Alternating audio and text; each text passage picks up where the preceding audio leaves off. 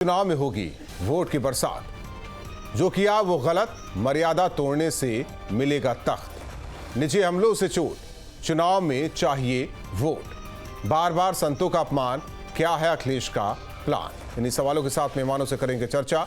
शरद त्रिवेदी जी, प्रवक्ता बीजेपी, अशोक यादव जी, प्रवक्ता समाजवादी पार्टी, साथ ही साथ कांग्रेस के भी प्रवक्ता जुड़ेंगे। आप दोनों मेहमानों का स्वागत है। अशोक यादव जी, हमले सियासी हो तो अच्छा लगता है, लेकिन अब कुछ दिनों से ऐसा लग रहा है कि जो अखिलेश के हमले हैं वो व्यक्तिगत हो गए। ऐसा क्यों? बड़ी सोचनीय विषय है कि आपको एक व्यक्ति के हमले दिख रहे हैं और जो व्यक्ति अपने आप को संत बता रहे हैं उनकी बात आपको एक भी याद नहीं है। मैं आपको याद दिला दे रहा हूं। देखिए, पहली बात उन्होंने कहा कि बटोगे तो कटोगे, ये संत की भाषा है। दूसरी बात उन्होंने कहा खूनी भेड़िए नेता विपक्ष को लेकर के, हमारे प्रतिपक्ष नेता जी को लेकर के बोला गया खूनी भेड़िया, फिर बोला गया कुत्ते की दुम, फिर उसके बाद क्या क्या भाषा का इस्तेमाल किया गया। नहीं, वो क्या व्यक्ति विशेष के लिए था क्या? बिल्कुल उन्होंने बोला था, नाम लेके बोला था। भाई आपको याद नहीं है क्या? खूनी भेड़िए के रूप में चाचा भतीजा वसूली पे निकल जाते थे। कौन बोला था ये बात? कौन बोला था ना? देखिए, हम लोग बचपन से पढ़ते आए हैं संत का स्वभाव कैसा होता है। कबीरदास को पढ़ेंगे, रामचरितमानस को पढ़ेंगे, संत का स्वभाव मिलता है। लेकिन जो संत का स्वभाव यहाँ पे दिख रहा है उससे यह लेस मात्र भी कोई संदेह नहीं है कि संत ऐसी भाषा नहीं बोल सकता। अगर कोई व्यक्ति वास्तव में संत है तो ऐसी भाषा का इस्तेमाल कर ही नहीं सकता, या ऐसी भाषा का इस्तेमाल कर रहा तो संत नहीं है। दोनों बातें एक साथ सही नहीं हो सकती। आप कैसे कह सकते हैं? इसलिए दोहे के माध्यम से हमारे राष्ट्रीय जी ने इस बात को कहा है कि भाषा से पहचानिए असली संत महंत, साधु वेश में घूमते जग में। शरद त्रिवेदी जी, ठीक, जग में धूर्त। शरद त्रिवेदी जी, क्या कहें? अब संतों से तो हमेशा 36 का आंकड़ा रहा, नहीं तो राम मंदिर आंदोलन में गोलियां नहीं चलाई जाती। संत पसंद नहीं क्या इन्हें?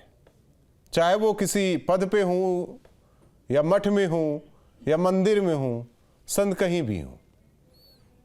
राहुल जी, देखिए, मैं व्यक्तिगत रूप से अखिलेश जी का बहुत धन्यवाद देता हूं कि अखिलेश जी ने कम से कम इस बात को माना कि उन्होंने कहा कि अगर उनकी फोटो और माननीय योगी जी की फोटो एक साथ रखी जाए तो कौन संत है और कौन संत नहीं है वो आप तुरंत पहचान सकते हैं। तो इसमें कम से कम इसमें हम लोग दो राय नहीं है। बिल्कुल वो उन्होंने सही कहा कि संत कौन है वो तो आप तुरंत देख के पहचान सकते हैं। किस तरह का लिबास है, किस तरह की भाषा है, किस तरह की शैली है और किस मठ के वो मठाधीश हैं, ये सबको पता है।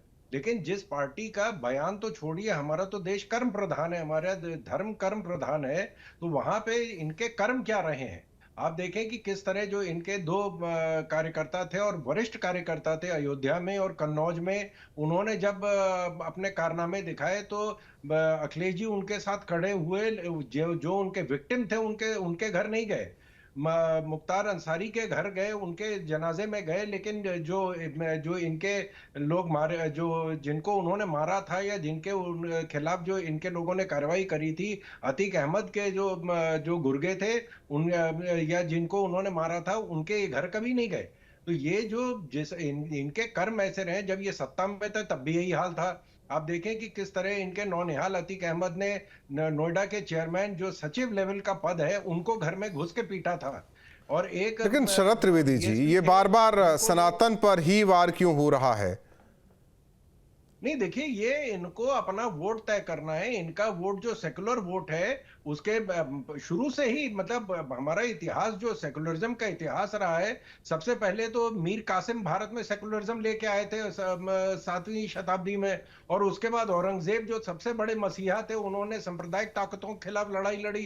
तो वैसे ही अखिलेश भी जो नए जो औरंगजेब हैं उनको सांप्रदायिक ताकतों के खिलाफ लड़ाई लड़नी, तो उसमें इनको माफिया गुंडे और जितने बदमाश हैं जो दंगाई हैं उनके साथ इनको खड़े होना है, नहीं तो इनकी तो नेतागिरी खत्म हो जाएगी।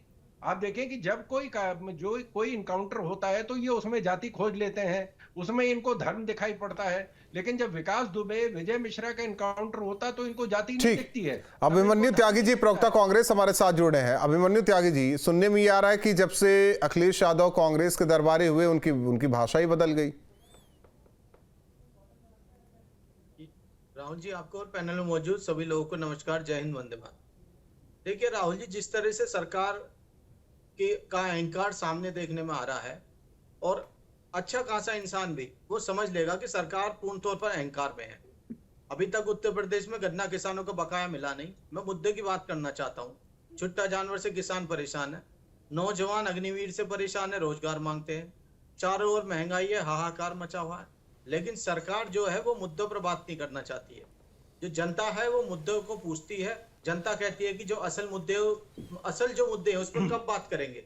और जनता ने तो अभी हाल ही में इनको सबक भी सिखाया। लोकसभा चुनाव में इनको पूर्ण तौर पर बहुमत भी नहीं मिला था, और इन्होंने अलायंस के सहारे अपनी सरकार बेशक बना ली, लेकिन मुद्दे जो थे वो जू के तू खड़े हुए हैं। कांग्रेस पार्टी पहले दिन से ही सरकार को याद दिला रही है जो उन्होंने वादे किए थे। इन्होंने जो वादे किए थे वो याद दिला ही रहे हैं, और साथ में दिलाते रहेंगे। और सरकार की जो भी जन विरोधी जो भी काम है उस पर हम सरकार को घेरते रहेंगे। हो गई बात अभिमन्यु त्यागी जी, कुछ और भी है? जी राहुल जी। तो फिर यही बातें अखिलेश यादव को क्यों नहीं सिखाती? वो मुद्दे उठाया जनता के, न एनकाउंटर में जाति देखे, न संतों की वेशभूषा देखें, न अपनी फोटो किसी से उसकी तुलना करे। ये बात क्यों नहीं आप लोग समझाते अखिलेश यादव को कि जनता के मुद्दे उठाइए आप? देखिए राहुल जी, अखिलेश यादव जी की पार्टी के प्रवक्ता पैनल में मौजूद नहीं, लेकिन साथी तो है ना, अच्छी तरह से वो अपनी बात रखेंगे। लेकिन जहां तक देखिए, जो जनता का मानना है, जो अखिलेश जी इस समय सवाल उठा रहे हैं वो कहीं ना कहीं जायज है और वाजिब भी सवाल है। क्या अगर सरकार को उससे चुभन हो रही है, राहुल जी अगर गलत लग रहे हैं, चुभन हो रही है, तो सरकार स्पष्टीकरण दे दे। तो भारतीय जनता पार्टी के हमारे बड़े भाई हैं, प्रवक्ता जी बैठे हुए हैं। अगर अखिलेश जी की बातों में बिल्कुल भी दम नहीं सुनिए, है, चुभन तो उनकी बातों का जवाब दे। सुनिए, चुभन तो तब भी नहीं हुआ था जब हिंदू कोड बिल लाया गया। चुभन तब भी नहीं हुआ था जब गौ रक्षक के लिए लोग संसद को घेर रहे थे, गोलियां चली। चुभन तब भी नहीं हुआ था। चुभन तब भी नहीं हुआ इन लोगों को जब मुलायम सिंह यादव की सरकार में पूजा पाठ बंद कराया गया। ज्ञानवापी के पीछे जो पूजा पाठ होता था उसे बंद कराया गया। चुभन तब भी नहीं होती थी। आज संतों पर बात हो रही, चुभन तब भी नहीं हो रही है। सवाल यह है कि सनातन पर ही क्यों? संत राहुल जी देखिए, वो कुर्सी बात सुनिए अभी इन्होंने बात सुनिए पहले माननीय शंकराचार्य बात सुनिए अभिमन्यु त्यागी जी, जिस कुर्सी पे बैठे हो मुख्यमंत्री की कुर्सी है, ना कि संत की कुर्सी। एक मिनट, बात तो सुनिए, शंकराचार्य जी बात तो सुनिए मेरी। अभिमन्यु त्यागी जी, मेरी बात सुनिए। पहनने से ही साधु संत हो जाएंगे क्या? आप क्या पूज्य शंकराचार्य जी की जो जिस तरह से अवहेलना हुई थी उस पर क्यों नहीं आप सवाल उठाते? कौन सी अवहेलना हुई थी? काशी में इतने मंदिर तोड़ दिए गए थे। अगर वो पूज्य शंकराचार्य जी आंदोलन कर रहे थे, आप देखिए लाठीचार्ज तक हुआ था, कितने मंदिर टूटे थे। तो उनको बुलाया नहीं था जब अयोध्या में नहीं बुलाया गया था। आप सवाल जो कर रहे हैं वो एक तरफा कर रहे हैं। वो बोर्ड का फैसला है। धर्म को वो बोर्ड का फैसला है या सरकार का फैसला है, ये बताइए आप ना। तो ये तो भाजपा कहती है कि ये तो वो बोर्ड का फैसला है कि सरकार का फैसला है। बड़े भाई है वो बता पाएंगे।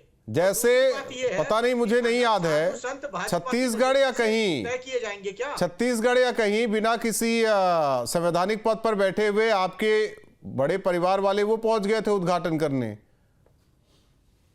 याद है क्या आपको? जी, मैं उस पर नहीं जाना चाह रहा हूं ना। हमें तो कुछ मैं सवाल कर रहा हूं। मैं सवाल कर रहा हूं। दिला दीजिए। मैं सवाल कर रहा हूं ना आपसे। सवाल विपक्ष किससे है क्या? सारे सवाल विपक्ष से हैं। क्यों नहीं होगा? क्यों नहीं होगा? सनातन ही क्यों? मुख्यमंत्री के कुर्सी पर वो बैठे हैं, ना कि संत की कुर्सी पर। जिस तरीके से अखिलेश यादव लगातार निशाना साध रहे हैं संत, महंत, मठाधीश अशोक यादव जी, बनारस में सारे अशोक यादव जी, पूंजीपति गुजरातियों को दिए जा रहे हैं। अशोक यादव जी, ये सवाल क्यों नहीं पूछते हैं? जब जीजा जी को दिया जा रहा था तब कहां थे? तब क्यों नहीं सवाल पूछते थे? तो आप तो है ना सवाल पूछने के लिए। लेकिन इनसे शरद त्रिवेदी जी जवाब दे दीजिए कि जिनके अभिमन्यु जी के कई सवाल हैं। तो सवाल पूछा जाए। अभिमन्यु जी के कई सवाल हैं। आपने जीजा जी को क्यों नहीं दिया? अडानी और अंबानी को दे दिया, गुजरातियों को दे दिया। चौकीदार का भी तो पूछ लीजिए ना राहुल जी, कोई चौकीदार भी तो है। शरद त्रिवेदी जी, चौकीदार कौन है? क्या Rahul ji, MMTC mineral and metal trading corporation की मोनोपोली खत्म करी थी राजीव गांधी जी ने, जिसके बाद अडानी का करियर शुरू हुआ था। जो मुंद्रा पोर्ट गुजरात में है वो कांग्रेस ने दिया था। जो विजयगन पोर्ट केरल में है उसके शिलान्यास इनके और जो लोकार्पण है इनके मुख्यमंत्री ने किया था। और राजस्थान में 65,000 करोड़ की जो जमीन और 65,000 करोड़ का जो इन्वेस्टमेंट है अडानी ने इनके नहीं, उस दौरान की बात नहीं होगी शरद त्रिवेदी जी, ये गलत कर रहे हैं आप, है ना। एक मिनट अभिमन्यु त्यागी जी, मैं आपकी तरफ से हूं, सवाल ही कर रहा हूं। उस दौरान की बात नहीं होगी, आपकी बात होगी। नहीं, तो आज मैं कह रहा हूं कि जो ये कह रहे हैं कि नहीं साहब गरीबी बेरोजगारी और गरीब किसान के लिए कर रहे हैं, इनको जो कर्नाटक में और आंध्रा में और ये तेलंगाना में और हिमाचल में इनकी सरकार है, वहां तो तनख्वाह नहीं बांट पा रहे हैं। अरे आप वहां खटाखट बांट दीजिए, तनख्वाह बांट दीजिए। 56,000 करोड़ कुछ नहीं, 8,500 ही दे दीजिए महीने के हिसाब से, उसमें 56,000 करोड़। अशोक यादव जी, कर्नाटक, अखिलेश यादव, एक मिनट अभिमन्यु त्यागी जी, अखिलेश यादव जी, अखिलेश 8500 रुपए आपको याद आ गए राहुल जी? एक मिनट अशोक यादव जी, अखिलेश यादव मुद्दे की बात क्यों नहीं करते? उत्तर प्रदेश में इतना बड़ा मैंडेट मिला है तो मुद्दे की बात करें ना। उन्होंने कोई बात ही नहीं किया, मुद्दों के अलावा उन्होंने कहाँ कोई बात किया? उन्होंने तो बात नीट की किया, उन्होंने बात जो कांस्टेबल पर्ची जो भर्ती में जो पेपर लीक होते रहे थे उसकी बात किया, उन्होंने अग्निवीर की बात किया, उन्होंने पीडीए की बात किया। अभी जैसे आपने कहा ना कि सपा वाले जो है इसे जातिवाद की बात करते हैं। आप ये बताइए, जब एक संवैधानिक कुर्सी पे बैठा हुआ मुख्यमंत्री खुल के जातिवाद करता है और हम लोग उसको आईना दिखाते हैं कि मुख्यमंत्री जी आप जातिवाद कर रहे हैं, तो आईना दिखाने वाला जातिवादी हो गया राहुल जी, और जो जातिवाद कर रहा है वो शरीफ हो गया। कैसे तो अशोक यादव जी, ऐसे कैसे नापेंगे आप भाई? कैसे आप समझाते चलिए ना मुझे। राहुल जी 69,000 शिक्षक भर्ती में आप पिछड़े दर्जों का हक लूट लिए, गया ना मामला कोर्ट में। हम अगर आईना दिखाएंगे कोर्ट में गया तो ना, हम जो जातिवादी हो गए। वाइस चांसलरों की नियुक्तियों में आप पिछड़े दलितों को एक भी नहीं रखेंगे तो आप जातिवादी नहीं है। असिस्टेंट प्रोफेसरों की नियुक्तियों में आप एक भी पिछड़े दलित को नहीं रखेंगे तो आप जातिवादी नहीं, आप सनातनी हो गए। तो आप तो डिसाइड करिए कि सनातनी ये पिछड़े दलित हैं कि नहीं है। अगर आप आज बोल दीजिए कि सनातन धर्म में पिछड़े नहीं आते हैं, दलित नहीं आते हैं, तो हम लोग भैया हाथ जोड़ लेंगे आपका। लेकिन आप जब चुनाव आता है तो सनातन सनातन सनातन, हिंदू हिंदू हिंदू। नहीं, कई एनकाउंटर तो हुए उसमें, यादव के अलावा भी कई पिछड़े थे। आरक्षण पे मारते हैं। अशोक यादव जी, अशोक यादव जी, अशोक यादव जी, एनकाउंटर में जाति ढूंढते हैं ना आप लोग। इनकाउंटर जाति देख के जब सरकार करती है हम लोग आईना दिखाते हैं। जब उस सुल्तानपुर वाले घटना में जब मुख्य अभियुक्त जो साजिश करता है, हाँ, वो क्या एसटीएफ। एक चीज बताइए, मुलायम सिंह की सरकार के दौरान आजमगढ़ में कई यादव अपराधी का एनकाउंटर हुआ, तब नहीं थे यादव अपराधी। देखिए राहुल जी, मैं तथ्यों के साथ बात कर रहा हूं ना। मैं बता रहा हूं। देखिए, जब सुल्तानपुर की घटना में कितने लोग पकड़े गए, कितने जातियों के लोग थे, आप बताइए ईमानदारी पूर्वक। और उनमें जो मुख्य अभियुक्त है वो जो है आराम से जाकर कोर्ट में सरेंडर कर लेता है। बाकी लोगों को पैर में चोट लगती है, लेकिन जाति देखकर नहीं। आज यादव भी पकड़ा गया, एक आरोपी को, एक और यादव अपराधी पकड़ा गया जी, एक और यादव अपराधी पकड़ा गया। ठीक है, देखिए जब मुख्यमंत्री विधानसभा में 16 लोगों में 16 आरोपियों में 16 आरोपी, फिर वही झूठ को 10 बार कह दिया जाए तो वो सच होने लगता है। बार बार ये कहा जा रहा है कि उस दिन 2 ही आरोपी पकड़े गए थे। आप अपराधी बता रहे, मैं आरोपी कह रहा हूं उसे।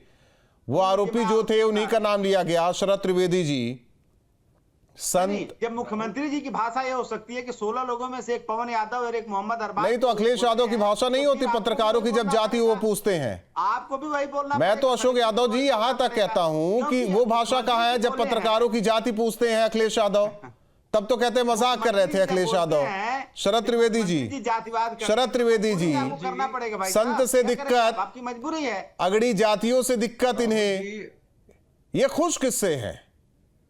राहुल जी देखिए, मुझे मेरे मित्र यादव जी बता दें कि 32 साल हो गए इनकी पार्टी को बने हुए। सन 92 में इनकी पार्टी बनी थी। आज तक इन्होंने कितने दलित मुख्यमंत्री बनाए हैं? अल्पसंख्यकों का वोट इनको चाहिए। कितने अल्पसंख्यक इन्होंने मुख्यमंत्री बनाए, उप मुख्यमंत्री तक इन्होंने नहीं बनाया। और इन्होंने बहन जी के ऊपर जो हत्या। शरद त्रिवेदी जी, सवाल यह है कि यादव छोड़कर और कितने ओबीसी, और भी तो ओबीसी समाज से आते हैं, किसी को आगे किया क्या इन्होंने? एक लोग को लाए थे, वो तो रामायण की प्रतिलिपि ही जलाते चले गए। राहुल जी, इन्होंने तो यादवों के लिए भी नहीं किया। आप देखें, पिछली बार जो इन्होंने 5 टिकट दिए थे, 5 राज परिवार को टिकट दिए थे, किसी यादव को टिकट नहीं दिया था। वो सिर्फ इनका राज परिवार था जिसको टिकट दिए गए हैं। इनके कार्यकाल में पूरा सांप्रदायिक सौहार्द देखा गया था कि धर्मनिरपेक्षता से कैसे काम होता है। आजम खान साहब ने जो जमीनें कब्जा करी थी, उसमें धर्म जाति नहीं देखी थी, सब जातियों सब धर्मों को उन्होंने टारगेट किया था।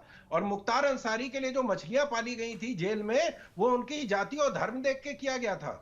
अतीक अहमद जब राजू पाल की हत्या करी थी, तब जो उसमें पहला इनकाउंटर हुआ था, विजय चौधरी उसका नाम था, तब न संविधान की हत्या हुई थी, न जाति देखा गया था। बात तो सही है अशोक यादव जी। असद की जब इनकाउंटर हुआ तो देश खत्म हो गया। अशोक यादव जी, बात तो सही है, ये भी बात सही है। संविधान को खरोंच तक नहीं आई थी। बहुत सारी सही बातें हैं राहुल जी, एक नहीं सही बात है, एक सीरीज आप सही बातें हैं। उस बातों को अगर डिकोड करेंगे आप, तो आपको ये मिलेगा जो मैं बता रहा हूं कि ये पहली ऐसी सरकार है जो इतना चरम जातिवादी सरकार है कि जो अधिकारियों की नियुक्ति के साथ साथ अपराधियों में भी जातिवाद खोजती है। आप देखिए, ऊपर से लेकर नीचे तक लेटरल एंट्री में एक भी पिछड़े नहीं रहेंगे। अच्छा ठीक है, मैं आ जाता हूं जिस जाति का आप जिक्र कर रहे हैं। एक मैं आ जाता हूं ना अशोक यादव जी, एक मिनट अशोक यादव जी, जिस जाति का आप जिक्र कर रहे हैं ना, बता दीजिए कि किस अधिकारी को बंधक बनाकर मारा गया, पीटा गया है? वो काफिला लेके निकल रहा है या उसके कुत्ते से कोई मुख्यमंत्री हाथ मिला रहा है? आया है क्या, कोई तस्वीर आई है क्या? देखिए, ऐसा है, अभी एक हफ्ते पहले की घटना चंदौली की है। आप हो सकता है आपके संज्ञान में ना हो, आप उनको गूगल कर लीजिए। एक पुलिस वाले को भाजपा विधायक की गाड़ी में पीट के बैठाया गया।